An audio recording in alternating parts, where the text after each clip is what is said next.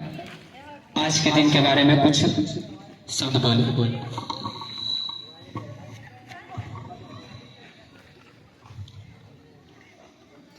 जय हिंद। भारत माता की, भारत माता की।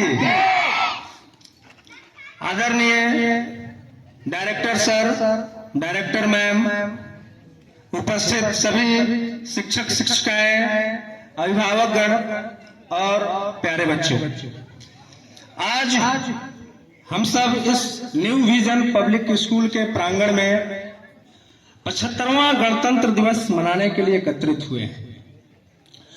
और ये गणतंत्र दिवस हम प्रत्येक वर्ष 26 जनवरी को मनाते हैं और इसकी शुरुआत सन 1950 से हुई।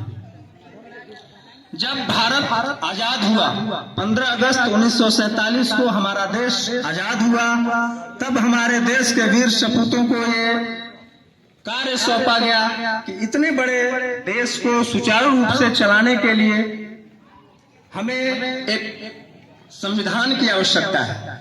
क्योंकि जब अंग्रेज यहाँ पर करीब 200 वर्षों तक जब उन्होंने शासन किया, तो वो अपने हिसाब से इस देश को चलाते रहे और उनके द्वारा कई ऐसे कानून, कई ऐसे नियम बनाए गए जो इस देश को अंदर ही अंदर खोखला करता गया। परंतु जब हमारा देश 15 अगस्त 1947 को आजाद हुआ, तो पंडित जवाहरलाल नेहरू, डॉक्टर राजेंद्र प्रसाद, डॉक्टर भीमराव अंबेडकर जैसे कई वीर सपूतों ने ये जिम्मा उठाया कि हम अपने देश के लिए, अपने देश के लोगों के लिए एक ऐसा कानून बनाएंगे जो सबके लिए समभाव रखे, सबके लिए एक बराबर का मौका मिले। और इस संविधान का जिम्मा उस समय के महान सपूत डॉक्टर भीमराव अंबेडकर को जिम्मा दिया गया और उन्होंने अलग अलग देशों के संविधान का अध्ययन किया, गहन अध्ययन किया कि आखिर जो हमसे पहले जो देश यहाँ आजाद हुए हैं, जो देश अपना संविधान चला रहे हैं, आखिर किस रूप में चला रहे हैं। और सभी देश से जो जो चीजें उनको अच्छी लगी, उनको उन्होंने अडॉप्ट किया।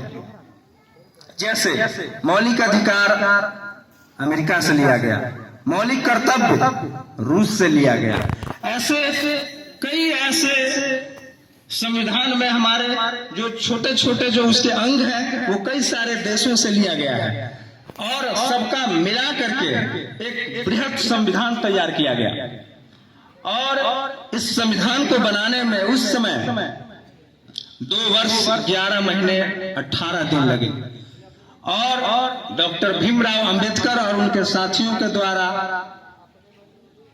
ये संविधान तैयार किया गया। और उस समय इस संविधान को बनाने में करीब 64 लाख रुपए खर्च हुए और तब जाकर के ये हमारा देश का संविधान अब तक का सबसे बृहद और लिखित संविधान बना। और ये बेहद ही लचीला संविधान, लचीला इन द सेंस कि यहाँ प्रत्येक नागरिक को इस संविधान के द्वारा प्रत्येक नागरिक को एक सुरक्षा की गारंटी मिलती है। प्रत्येक नागरिक को इस संविधान के द्वारा एक समान रूप से सबको अधिकार दिया गया है। न कोई इसमें बड़ा है, न कोई छोटा है, न कोई राजा है, न कोई रंक है। सबके लिए एक बराबर संविधान है, चाहे वो हमारे देश के राष्ट्रपति हो या एक अदना सा एक गरीब व्यक्ति हो, सबके लिए यह संविधान बराबर है। और इस संविधान के आगे न किसी का पैसा, न किसी का पावर, कुछ भी नहीं चलता है। सब एक नजर में बराबर है। और समय समय पर इस संविधान में कुछ बदलाव भी किए गए, संशोधन भी किए गए, क्योंकि यह समय की मांग है। जब हमारा देश आजाद हुआ, जब हमारा देश गणतंत्र हुआ, उस समय संविधान और उस समय के लोगों की आवश्यकताएं अलग थी। बट अभी के परिप्रेक्ष्य में आवश्यकताएं अलग है। तो इस हिसाब से संविधान में समय समय पर संशोधन भी किए गए और इस संशोधन के द्वारा संविधान को और सशक्त और मजबूत बनाया गया। और आज हम इस 75वां गणतंत्र दिवस में घुस चुके हैं और ये हम सबों का ये कर्तव्य है, ये हम सबों के कंधों पर एक जिम्मेदारी सौंप करके हमारे पूर्वज गए हैं कि हम इसी प्रकार से अपने संविधान को और मजबूत बनाएं और अपने देश को पूरी दुनिया में एक अग्र पंक्ति में लाकर खड़ा करें। और ये हमारा, आपका, हम सब का कर्तव्य है और कहीं न कहीं ये जिम्मेदारी हमें उठानी होगी।